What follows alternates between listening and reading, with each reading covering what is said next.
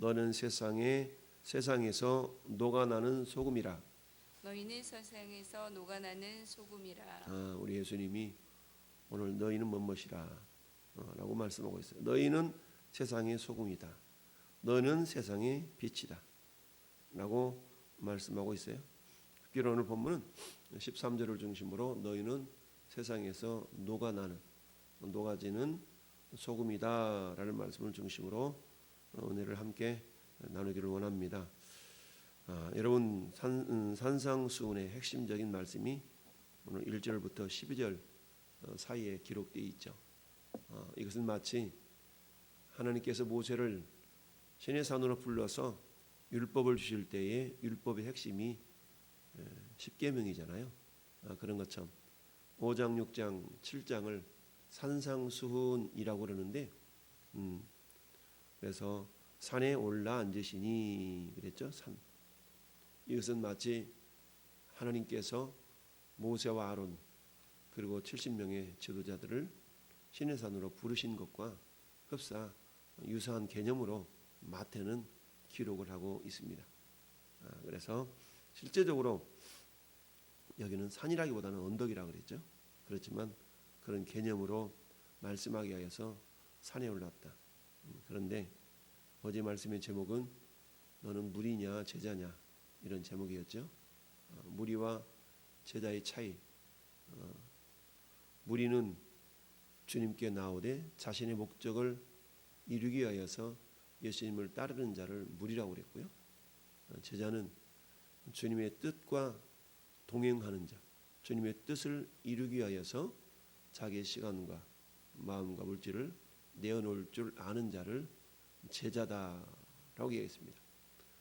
우리의 신앙생활은 물론 무리로 신앙생활을 시작할 수 있지만 무리로 끝나서는 안 된다. 무리로 시작해서 제자로 끝이 나야 된다. 할렐루야 라는 걸 기억하고 오늘 팔복 내지는 구복이라 그런다 그랬어요. 왜 팔복이냐면 3절부터 10절까지의 그 주어 3절까지 10절까지 주어는 10년이 가난한 자는 복이 있나니 천국이 그들. 4절 애통하는 자는 복이 있나니 누가? 그들이. 5절 오는 자는 복이 있나니 누가? 그들. 그렇죠? 6절도 그들. 7절도 그들. 8절도 그들. 9절도 그들. 10절도 그들이죠. 그들이 것임이라. 근데 11절로 넘어오면 나로 말미암아 그들을 욕하고가 아니죠. 나로 말미암아 누구를 욕하고? 너희를 욕하고. 3절부터 10절까지의 주어의 인칭은 몇 인칭? 3인칭이죠. 3인칭. 나는 1인칭. 너희 2인칭. 그들 3인칭이죠. 3인칭이었던 이 대상을 11절에서는 나로 말미암아 너희를 욕하고 박해하고 거짓으로 너희를 거슬러 모든 악한 말할 때 너희에게 복이 있다라고 2인칭으로 변화가 됩니다. 그러면서 그 2인칭이 계속 되어지죠. 12절도 기뻐하고 즐거워하라. 하늘에서 너희 상이 크다. 전에 있던 선지자들도 이같이 박해하였느니라. 여러분 우리가 성경을 대할 때에 늘 세 가지 관점이 있어야 된다고 그랬어요. 첫 번째 관점은 예수님의 관점. 모든 성경이 예수님에 대한 이야기다. 두 번째 관점. 그 시대의 이스라엘 백성들을 향하신 말씀이다. 세 번째 관점. 이 말씀은 나를 향한 나에게 주시는 말씀이다. 그러니 오늘 11절을 그대로 너희라고 했을 때 나를 향한 말씀으로 받아들일 수 있어야 되겠죠.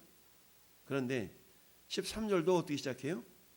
그들은 세상의 소금이니라고 말씀하지 아니하시고 너희는 세상의 소금이니라고 말씀하고 있습니다. 너는 세상의 소금이었어 라고 하지 않으셨어요? 너는 세상의 소금이 될 거야 라고도 하지 않으셨어요?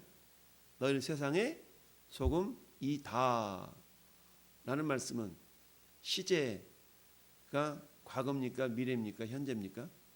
현재죠. 현재. 자, 팔복에서 3절부터 10절 사이에서 11절에도 마찬가지죠.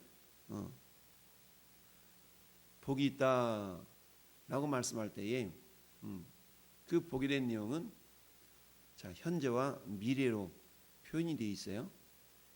3절은 복이 있나니 천국이 그들의 것이며, 복이 있나니 이 4절은 뭐라고 그러냐면 받을 것이요 라 그랬죠. 5절도 받을 것이요, 6절도 배부를 것이요, 긍휼히 여김을 받을 것이요, 하나님 볼 것이요, 일컬음을 받을 것이요. 그랬는데 이 3절과 10절은 천국이 그들 것이다. 이미 천국이 이루어진 자들에게 미래적인 그런 복이 임할 수 있다는 것을 의미하는 거예요. 그러니까 저나 여러분들이 심령이 먼저 천국이 이루어져야만이 미래적으로 위로도 받고 땅을 기업으로도 받고 배부르게 될 거고 하나님 볼 수 있을 것이고, 이런 어떤 단서적인, 그래서 가로 열고 이게 3절, 가로 닫고 이게 10절, 그 안에 있는 것은 미래적인 복을 얘기하는 겁니다. 기본적으로 가로는 내가 준비하는 겁니다. 그 가로는 뭐예요? 내 안에 천국이 이루어지는 거죠. 그리고 11절로 와서는 시제가 그들에게서 너희로 바뀌어지는 겁니다. 그러면 13절에 너희는 세상의 소금이니라고 해서 이 너희는 어떤 너희냐는 얘기죠. 이 너희는 11절과 12절에서 너희와 같은 대상이라는 거예요. 그러면 11절 12절에 너희는 어떤 자들이에요? 나로 말미암아서 욕하고 박해하고 거짓으로 말미암아서 모든 악한 말을 듣는 사람들이에요. 그러죠? 그러면 우리가 신앙생활을 할 때에 이런 때로는 욕을 얻어먹기도 하고 박해를 받기도 하고 악한 말을 듣기도 하고 이런 것을 내가 경험해 본 적이 있냐는 얘기죠. 그러면 내가 신앙생활을 하다가 이런 일을 당하는 경우는 어떤 경우일까요? 3절 아니 11절과 같은 나로 말미암아 예수님 때문에 너희를 욕하고 박해하고 너희를 거슬러 모든 악한 말을 할 때 너희에게 복이 있다. 이것은 내가 신앙생활 적당하게 타협하면서 예수 믿는 것 때로는 감추기도 하고 그랬어? 너 예수 믿지? 아니야, 나 그냥 이런 삶의 모습 가지고 박해를 받나요? 아니죠. 때로는 교회 다녔다라고 하는 사람들이 오히려 예수 믿는 사람은 더 박해하잖아요. 너 교회 다닌다며. 나도 막 옛날에 왕년에 나도 교회 다녀봤어. 막 이러면서 오히려 예수 믿었던 사람들이 박해하는 경우가 많죠. 그래서 원수는 집안 사람이다 라는 말씀처럼 가까운 데 있는 사람들이 오히려 박해하는 경우가 많이 있어요. 이건 뭘 얘기하냐면 나를 속속들이 잘 알아요. 그래서 내가 예수 믿는다는 걸 알고, 그런데 세상 사람들은 예수 믿는 사람들에 대한 뭔가의 어떤 기대감이 다 있거든요. 아직도 예수 믿는 사람들이 욕을 많이 먹는 이유는 두 가지 의미가 있을 수 있어요. 기대감이 있기 때문에. 그런데 그 기대에 미치지 못할 때 오히려 욕을 먹는 경우죠. 두 번째는 뭐예요? 성경의 말씀처럼 복음 자체가 세상과 충돌을 일으키기 때문에 욕을 얻어먹을 수 있고, 세상과 타협하지 않을 때 우리는 욕을 얻어먹거든요. 자, 그런데 적당하게 타협하면 우리는 욕먹지 않고 그저 따뜻하게 종교 생활을 할 수 있어요. 그러나 신앙생활이라는 것은 종교 생활과는 다르죠.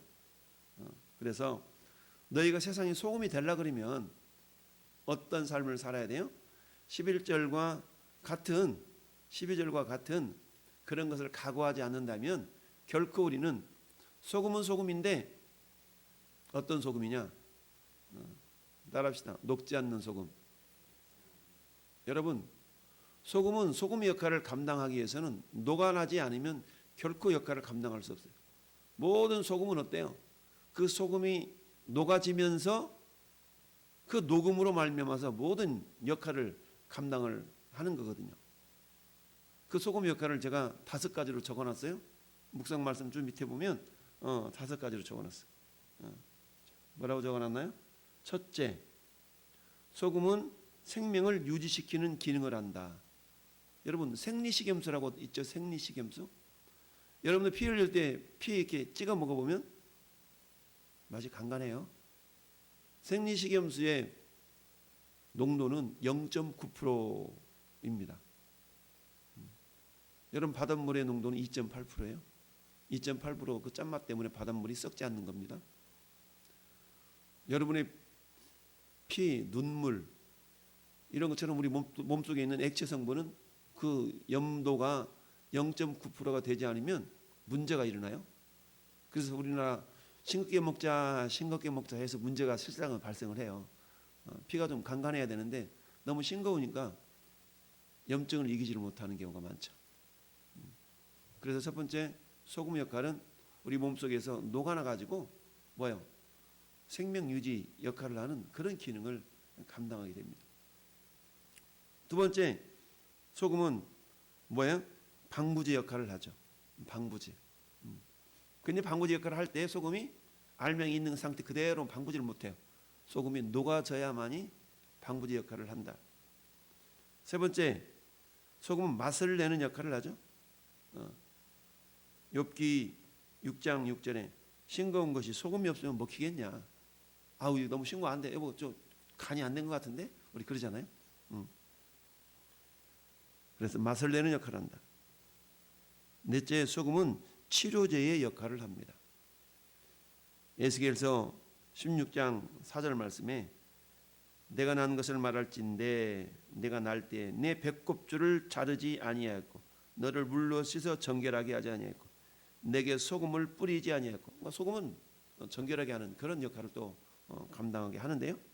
그런데 소금물로 씻는다 이런 개념들은 전부 다 정결하게 하는 어떤 치료제의 역할을 하게 되죠. 그 다음에 다섯 번째, 소금은 순결한 희생을 상징을 합니다. 순결한 희생. 소금은 이와 같이 5가지 어떤 역할을 감당하기 위해서는 절대 조건이 뭐라고요? 녹아나야 돼요. 녹아나지 않으면 될 수가 없다. 우리 주님이 여러분 녹아난다는 얘기는 그걸 사람으로 비유해 봅시다. 우리 주님은 우리를 소금이라고 그랬어요. 근데 소금은 소금인데 내용을 보면 어떻게 해야 된다고요? 녹아나야만이 소금 역할을 감당하는 거예요. 그럼 녹아난다는 얘기는 뭐겠습니까? 내 욕심, 내 이기심, 내 자아 이런 것들이 철저하게 부서뜨려지지 아니하면 그 소금 역할을 감당할 수 없는 거예요. 우리는 소금 그리면 뭐가 생각이 나요? 소금 그리면 저 신안 앞바다에 염전 만들어 가지고 거기에서 캐내는 소금을 생각하잖아요. 근데 여러분 많은 경우 소금을 산에서 캐는 경우가 많아요. 우리는 바다에서 소금을 건져 올리지만 그러나 많은 경우 산에서 소금을 캐는 경우가 많아요. 이걸 뭐라고 하냐면 암염이라고 그러죠. 소금 덩어리, 암염. 자, 이스라엘 나라에서 오늘 13절 하반절이 이렇게 말씀하고 있어요.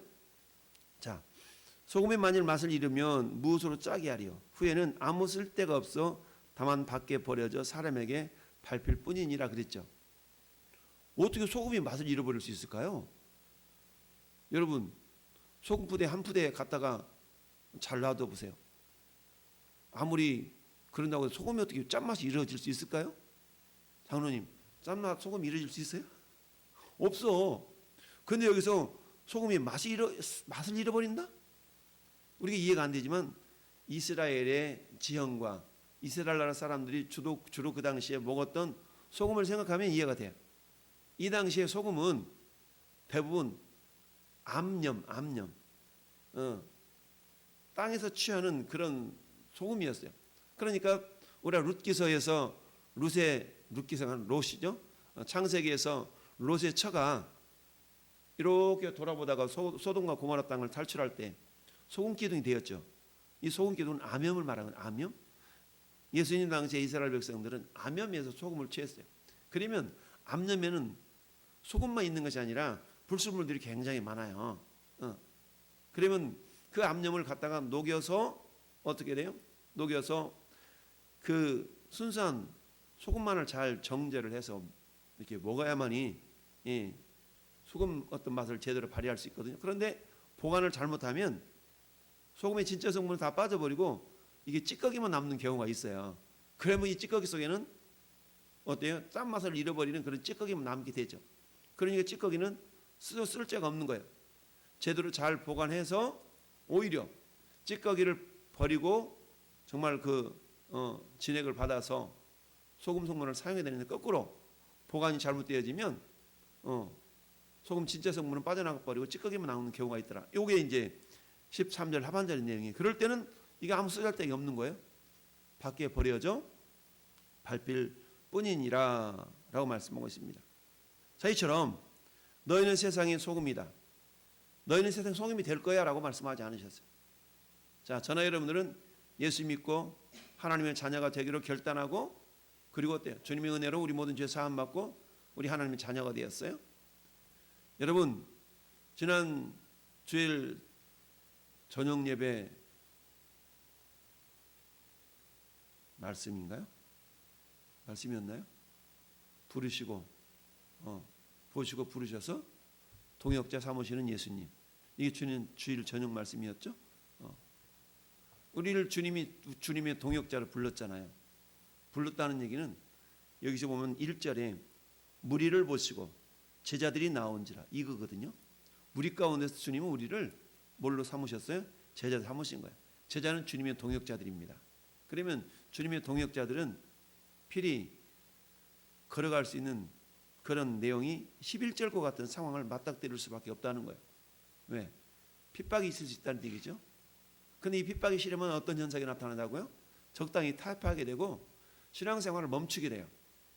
아이고, 나 가정의 평화를 위해서 집안에 종교가 2개 있으면 안 된대. 내 돈이 흙이 들어갈 때까지는 막 이런 얘기 듣다 보면 어떻게 돼요? 믿음을 포기하는 경우가 많아. 이건 무리에 속한 자들이지 제자에 속한 자가 아니에요. 너희가 세상의 소금이다? 이 사람에게는 제자들에게 해당되는 말씀이죠. 그러니 전에 여러분들이 어때요? 오늘도 제자의 삶을 살기를 원하는 자는 내가 박해를 받을 수도 있고 욕을 받을 수도 있고 이런 것들을 내가 두려워해서는 안 된다는 얘기죠. 왜요? 우리는 12절을 믿기 때문이죠. 우리 12절을 같이 한번 다시 읽어볼까요? 기뻐하고 즐거워하라. 하늘에서 너희 상이 큼이라. 너희 상이 큼이라. 할렐루야. 하늘에서 너희 상이 크다는 거죠. 근데 많은 사람들이 그 상을 안 믿어. 믿음이 없이는 기쁘시게 못하나니 하나님께 나아가는 데는 반드시 그가 계신 것과 또한 그가 자기를 찾는 자들에게 뭐하는 분인가를 상 주시는 이심을 너희가 믿어야 할지니라. 할렐루야. 그런데 no cross, no crown. 왕관이라는 것은 십자가의 고난 없이 왕관, 부활의 영광을 얻을 수 없잖아요. 그런 것처럼 너희가 세상의 소금이다. 이 소금은 절대적으로 녹아나지 않는다면 소금 역할을 감당할 수 없다. 따라서 저는 여러분들은 오늘 하루도 녹아나는 거죠. 녹아나서 스며드는 겁니다. 세상 속에서 스며들어서 어때요? 소금 역할, 방부제로서 역할을 감당하기도 하고 죽어가는 생명을 살리는 그런 0.9%의 생리식염수, 피 속에 녹아있는 0.9%의 농도처럼 나는 미약해. 0.9%라는 것은 약한 거잖아요. 0.9%는 뭐예요? 1%도 안 돼. 100명 중에 한 사람도 안 돼. 그렇지만 주님은 우리를 소금이라고 그랬어요. 근데 어떤 소금이어야 된다고요? 녹아나는 소금이어야 된다. 그래서 어때요? 소금이 될 것이도 아니에요. 소금이었던 전자가 되어서도 안 됩니다. 지금 녹아져서 세상을 변화시키고 나도 변화되는 그런 소금이어야 될 때에 하늘에 너희 상이 크미니라. 할렐루야. 오늘 하루도 우리 세상 속에서 세상을 정화시키며 세상을 살려내는 그런 녹아나는 소금으로 삶을 살아낼 수 있기를 예수님 이름으로 축원합니다. 아멘.